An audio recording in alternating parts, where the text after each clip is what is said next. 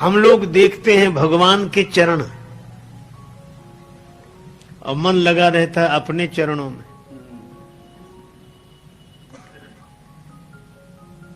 मंदिर में जाते हैं, जूते बाहर ही उतार देने पड़ते हैं। भगवान के चरणों का दर्शन करते हैं, सोचते हैं ये कोई ले ना जाए, बाहर पड़े हैं। एक व्यक्ति ने तो बड़े विचित्र ढंग से स्तुति करना शुरू किया।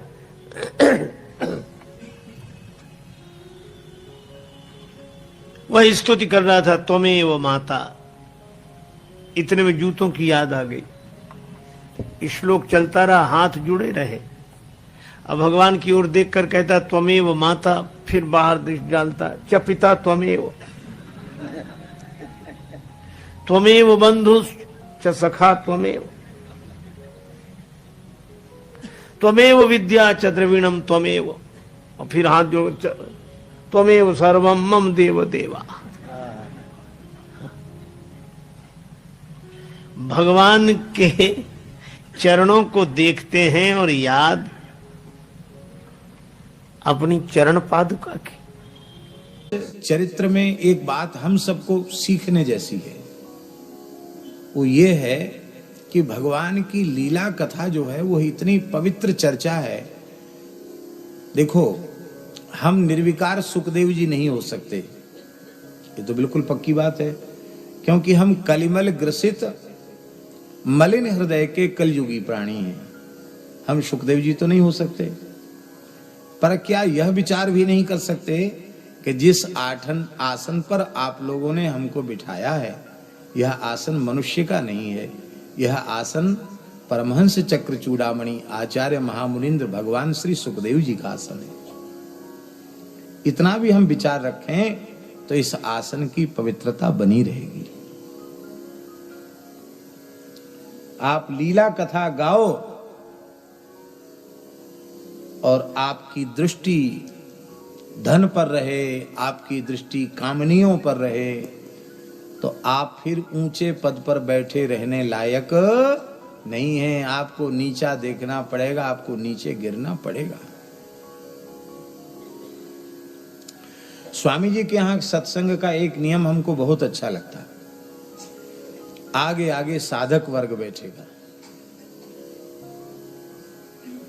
स्वामी जी के समय यही पद्धति थी ना, और कई संतों की।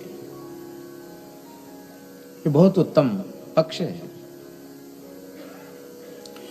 अत्यंत निर्मल और निर्विकार दृष्टि और व्यवहार होना चाहिए। आप लोग अन्यथा न माने, राजस्थान में एक जगह की सत्य घटना है। एक प्रेतोद्धार के लिए एक महात्मा, एक व्यासी हमारे परिचित थे, उनको कथा के लिए ले गए।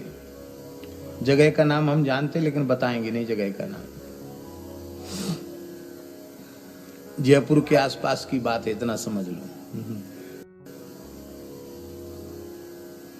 और जिस जीवात्मा के उद्धार के लिए कथा कहने भागवत जी की व्यास जी को ले गए थे, वहां उस जीवात्मा ने ही व्यास पीठ से व्यास जी को उठा के दूर फेंक दिया। कथा कहते कहते व्यास जी दिखाई कोई नहीं पड़ रहा, महाराज जी उठाओ, पटक दिया जोर से। वो चिल्लाए तो वो भागे, जब गिरे तो भागे व्यास जी, उनको कुछ दिख रहा होगा। वो भागे तो रेतीला इलाका, मेड़ मेड़ खेत की भागे, और जो संत जी उनको ले गए थे वो पीछे पीछे, अरे व्यास जी कथा कहो, कहाँ जा रहे, कहाँ जा रहे। अरे बोले नहीं नहीं, मरना हम लड़के बच्चे वाले हैं, हम गृहस्थी आदमी हैं, मरने थोड़ी आए हैं।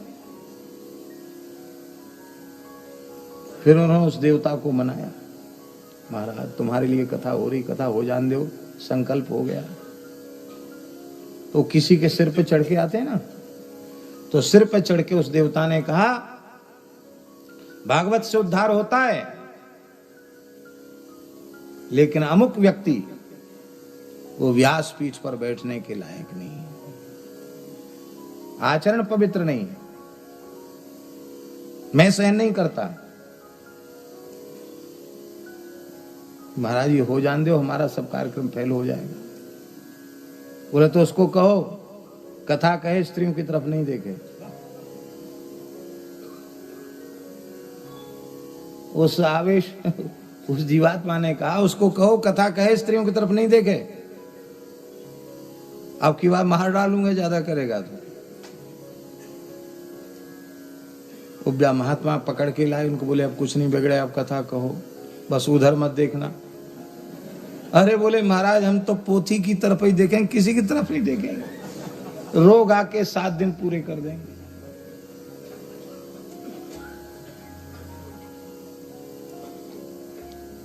हम यह नहीं प्रमाणित करते हैं कि हम बहुत पवित्र और सच्चरित्र व्यक्ति हैं, लेकिन इतनी अवश्य हाथ जोड़कर प्रार्थना करते हैं, भगवान की कथा कहने वाले, कीर्तन करने वाले, उपदेशक, उनका जीवन बहुत पवित्र होना चाहिए, बड़ा मर्यादित जीवन होना चाहिए।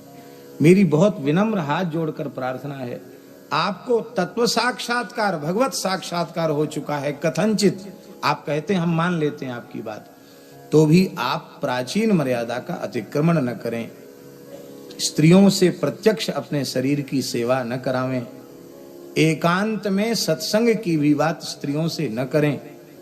समूह इसलिए है, भगवान की बात है, आप सुनो, हम सुने, सब लोग सुने, सबका कल्याण हो, यही बात है। किसी भी स्थिति में मर्यादा का अतिक्रमण नहीं होना चाहिए। माताओं से भी हमारी प्रार्थना है, भगवान को प्रणाम करो, संतों को भी प्रणाम करो, पर एक भाव मन में रखो, मेरे तो गिरधर गोपाल दूसरो न कोई, जाके श्री मोर मुकुट मेरो पति सोई। महात्माओं को प्रणाम करो, मना नहीं करते हैं, पर बहुत अच्छा है आपकी मर्यादा और संतों के वेश की भी मर्यादा है, उस दृष्टि से आप उनका स्पर्श न करें तो ज्यादा अच्छा है। पूज्य सेठ जी, भाई जी, वो सब यही बात तो बताते थे, लेकिन हम तो इतने ऊंचे महात्मा बन गए कि हमारी स्त्रियां सेवा करें तो ही हम सिद्ध महात्मा माने जाएंगे। तो हमने ये कथाएं सुनी स्वामी महाराज द्वारा, बहुत ही सुंदर तरीके से इन कथाओं का वर्णन उन्होंने किया है। उम्मीद है आपको ये कथाएं बहुत पसंद आई होंगी।